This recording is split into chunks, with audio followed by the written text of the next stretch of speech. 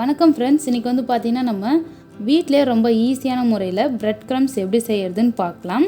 வாங்க வீடியோக்குள்ளே போகலாம்.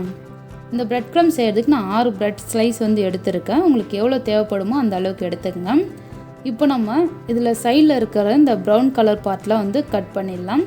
இதை கட் பண்ணி தனியாக எடுத்து வச்சுக்கோங்க. இப்போ இது மாதிரி ஒரு நைஃப் எடுத்து இதை வந்து அழகாக கட் பண்ணிக்கலாம். இந்த பிரெட் க்ரம்ஸ் பார்த்திங்கன்னா நிறைய ஸ்நாக்ஸ் ரெசிபி செய்யறதுக்கு வந்து இது யூஸ் ஆகும். மேக்ஸிமம் ஸ்நாக்ஸ் ரெசிபி இதை வச்சு செய்யலாம். இது வந்து பார்த்திங்கன்னா ஃபார் எக்ஸாம்பிள் கட்லெட் செய்யலாம், எக் ஃபிங்கர், இந்த பிரெட் ஃபிங்கர் கூட செய்யலாம். ஃப்ரைடு சிக்கன்லாம் பண்ணிங்கன்னா அப்போ வந்து இது யூஸ் பண்ணுவாங்க. இன்னும் நிறைய ஸ்நாக்ஸ் ரெசிபி வந்து இதை யூஸ் பண்ணி செய்யலாம்.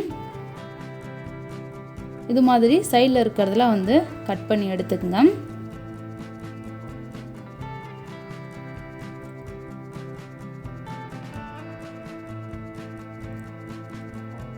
நான் இதை கட் பண்ணிட்டேன். இந்த சைடில் இருக்கிறத தனியாக எடுத்து வச்சுட்டு இப்போ இந்த ஒயிட் பார்ட்டை மட்டும் நம்ம தனியாக கட் பண்ணிக்கலாம். இது மாதிரியே பக்கத்தில் இருக்க 3த்தையும் நான் கட் பண்ணிக்கிறேன். இது எல்லாத்தையும் கட் பண்ணிவிட்டு இதை வந்து ஒரு மிக்ஸி ஜாருக்கு மாற்றி நம்ம பவுடர் பண்ணிக்கலாம்.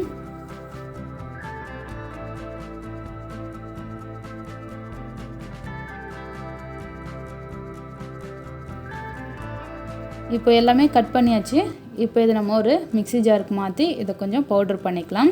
இது வந்து பார்த்திங்கன்னா ஒரு 2 டைம் 3 டைம் விட்டு விட்டு அரைச்சாலே போதும், நல்லா வந்து பவுடர் ஆகிடும். இதை நான் இப்போது பவுடர் பண்ணி எடுத்துகிட்டு வரேன்.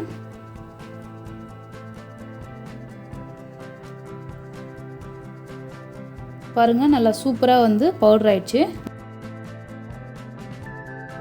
ரொம்ப அரைக்க வேண்டாம், ஒரு 2-3 டைம் விட்டு விட்டு அரைச்சாலே போதும், இது மாதிரி நல்ல பவுடர் கிடச்சிரும். இப்போ இந்த சைடில் இருக்க ப்ரௌன் கலர் வச்சு நான் இன்னொரு ரெசிபி பண்ணுறேன். இது நெக்ஸ்ட் வீடியோவில் வந்து நான் அப்லோட் பண்ணுறேன். இதை வந்து வேஸ்ட் ஆக்கிடாதீங்க, இதை அப்படியே எடுத்து தனியாக வைங்க. இப்போ நம்ம ஒரு ஃப்ரை பேனில் நம்ம அரைச்சி வச்சுருக்க ப்ரெட்டை சேர்த்துடலாம். இதை சேர்த்துட்டு இதை ஒரு 2-3 நிமிஷம் மீடியம் ஃப்ளேம் வச்சு அப்படியே வந்து வறுத்து விடுங்க. நல்லா ப்ரௌன் கலர் சேஞ்ச் ஆகி வரும், அது வரைக்கும் இதை நல்லா வறுத்து விட்டுக்கலாம். நம்ம இது மாதிரி வந்து ஃபஸ்ட்டு அரைச்சிட்டு அதுக்கப்புறம் வறுத்துக்கலாம். அப்படி இல்லைன்னா நீங்கள் வந்து ப்ரெட்டை வந்து நல்லா 2 சைடும் செவந்து வர வரைக்கும் டீப்பாக வந்து ஃப்ரை பண்ணிவிட்டு அதுக்கப்புறம் வந்து பவுட்ரு பண்ணி எடுத்து வச்சுக்கலாம். ரெண்டுமே வந்து ஈஸியான முறை தான். இப்போ பாருங்கள், இது வந்து ரெடி ஆகிடுச்சு.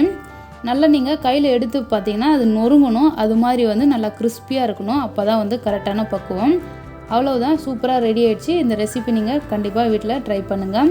இந்த வீடியோ பிடிச்சிருந்ததுன்னா லைக் பண்ணுங்கள், ஷேர் பண்ணுங்கள். இன்னும் நீங்கள் நம்ம சேனலை சப்ஸ்கிரைப் பண்ணலாம், சப்ஸ்கிரைப் பண்ணிக்கோங்க. தேங்க்யூ ஃபார் வாட்சிங்.